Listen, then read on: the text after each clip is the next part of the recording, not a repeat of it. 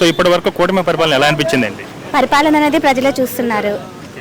గతంలో జరిగిన అవినీతి ఎలా ఉండదు అనేది కూడా ప్రజలు చూసే ఈ రోజు కూటమి ప్రభుత్వాన్ని గెలిపించారు. అంటే మీరేమో జగనేమో ఎలాంటి పరిపాలన జరగడం లేదు, అంత కక్షపూరితంగా వ్యవహరిస్తున్నారు లేదు. ఇప్పుడు వేస్తున్న రోడ్లు కనిపించట్లేదా? ఇప్పుడు చేస్తున్న అభివృద్ధి కనిపించట్లేదా? ఇదివరకు ఎలా గుంతల రోడ్లు ఉన్నాయి, ఇప్పుడు ఎలా ఉన్నాయి రోడ్ల పరిస్థితి? మరి అభివృద్ధి జరుగుతూనే వచ్చేసింది ఆ రోడ్లంతా.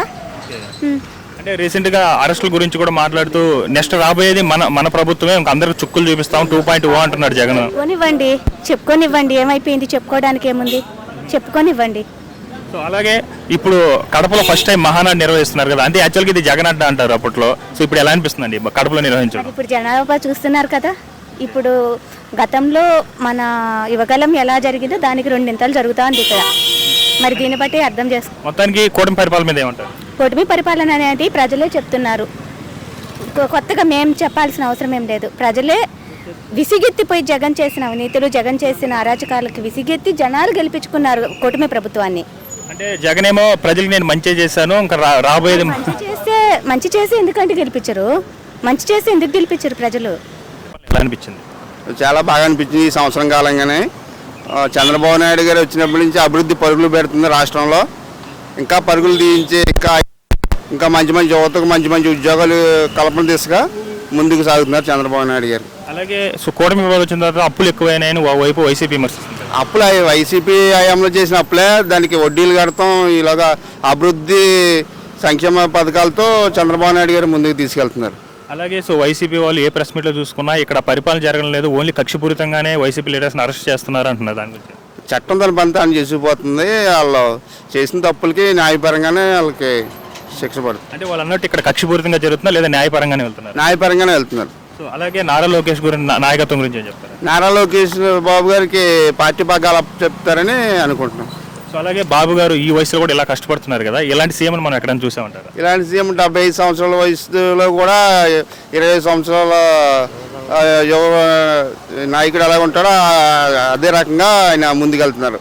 సో అలాగే ఈ మహానాడు అనేది ఫస్ట్ టైం కడపలో నిర్వహిస్తున్నారు, ఎలా అనిపిస్తుందండి? కడపలో ఎందుకంటే చాలా సీట్లు టీడీపీకి అవిసం చేసుకున్న మెజార్టీ సీట్లని, అది ఇంకా ఉత్సాహపరచాలని క్యాడర్ని ఈ కడపలో పెట్టడం జరిగింది. అలాగే జగన్ గారు సో మిమ్మల్ని ఇబ్బంది పెట్టిన ప్రతి కార్యకర్తలను లీడర్ని మీ బుక్లో రాసుకోండి, వచ్చేది మన ప్రభుత్వం, తర్వాత చుక్కలు చూపిస్తామంటున్నారు. దానికి ఏం చెప్తారు? ఏమున్నది, ఇప్పుడు 11 సీట్లు వచ్చినాయి, నెక్స్ట్ ఒకటి సీట్ కూడా వస్తాం, ఒక సీట్ కూడా రాదని ఈ మీ ద్వారా మేము తెలియపరుస్తాం. ఒక మాటలో ఈ కూటమి పరిపాలన ఇప్పటివరకు ఎలా అనిపించింది?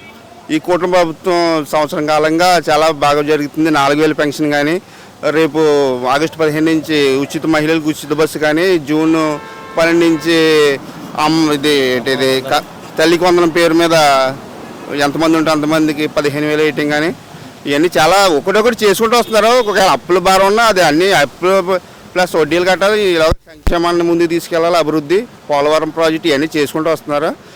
ఇలాగా ఇంకెంతకంటే ఏం కావాలండి, ఇంకా రోడ్లు బాగున్నాయి. అలాగే అమరావతి రాజధాని కూడా పనుల గురించి రాజధాని ఆల్రెడీ పరుగులు పెడుతుంది, ఇంకా విమానాశ్రయం కూడా రాబోతుంది. ఇంకా ఇవన్నీ చూసుకుంటే ఇంకా ఈ సంవత్సరం కాలంలో మీరే చూస్తున్నారు కదా అభివృద్ధి ఎలాగ ఉన్నది. ఇప్పటి వరకు కూటమి పరిపాలన ఎలా అనిపించింది? నెంబర్ 1 ఉంది కూటమి ప్రభుత్వము. చంద్రబాబు పుణ్యాన కూటమి ప్రభుత్వం, పవన్ కళ్యాణ్ పుణ్యాన నెంబర్ 1 ఉంది. మా దర్శి నియోజకవర్గము, ప్రకాశం డిస్ట్రిక్ట్ దర్శి నియోజకవర్గం. మా గుట్టుపాటి లక్ష్మీ గారి మేడం గారు కూడా మాకు దర్శి నియోజకవర్గం ఎటువంటి ఇబ్బంది లేకుండా స్వచ్ఛ శాంపులంగా ఎక్సలెంట్గా బ్రహ్మాండంగా ఏ ఇబ్బంది వచ్చినా ఏది ఉన్నా నేను నా పూజిస్తాను. మేము ఇక్కడికి వచ్చినా కూడా మాకు ఏర్పాట్లు కానీ భోజనాలు కానీ ఎక్సలెంట్గా ఉన్నాయి. మీరేమో ఎక్సలెంట్గా ఉంటున్నారు, ఓవైపు వైసీపీ వాళ్ళు ప్రెస్ మీట్లు పెట్టి ఇక్కడ పరిపాలన జరగడం లేదు, ఓన్లీ కక్షపూరితంగానే జరుగుతుంది అంటున్నారు కదా. చూసాం 5 సంవత్సరాలు ఒక్కసారి ఛాన్స్ చేయమని సర్వనాశనం చేసిండు. ప్రపంచంలో ఒక అవినీతి పనులు ఉంది జగన్ రెడ్డి. 5 సంవత్సరాలు సర్వనాశనం చేసిండు. ఒక్కసారి అని వాళ్ళ నాన్న చూసి ఒక్కసారి వేసినారు, జీవితంలో ఓటు వేయరు, రానివారు. చూసినాం ఒక్కసారి బతిలాడాడు, ఒక్కసారి చూసారు.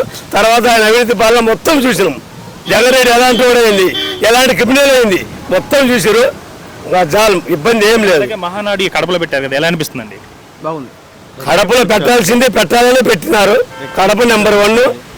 కడప కూడా మన టీడీపీ గెలిచింది, ఇబ్బంది ఏం లేదు, ప్రశాంతమైన వాతావరణము. కడప కూడా నెంబర్ 1. చంద్రబాబు గారు చెప్పినట్టు ఈసారి 10కి 10 సీట్లు గెలిచేమైనా మేము కూడా పోరాడతాం. అలాగే నారా లోకేష్ గురించి ఏం చెప్తారండి? నారా లోకేష్ నాయకత్వంలోనే మన పాదయాత్ర చేశారు కదా, దానివల్లే టీడీపీకి ఇంత బిర్రు రావటం. మన రాష్ట్రంలో యువగల పాదయాత్ర నారా లోకేష్ చేసినాకనే అంతా టీడీపీకి మద్దతు బ్రహ్మాండం ఉంది. అలాగే ఈ జగన్ ఈ మధ్య మీకు ఏ బుక్లో కావాలంటే ఆ బుక్లో రాసుకొని మేము ఇబ్బంది పెట్టిన వాళ్ళు నెక్స్ట్ రాబోయే మన ప్రభుత్వం తర్వాత చుక్కలు చూపిస్తామంటున్నాడు కదా. మీరు అన్నది వాస్తవం. వాళ్ళు గెలిచినాక చూపిస్తామన్నారు. అదే మనం అనుకుంటే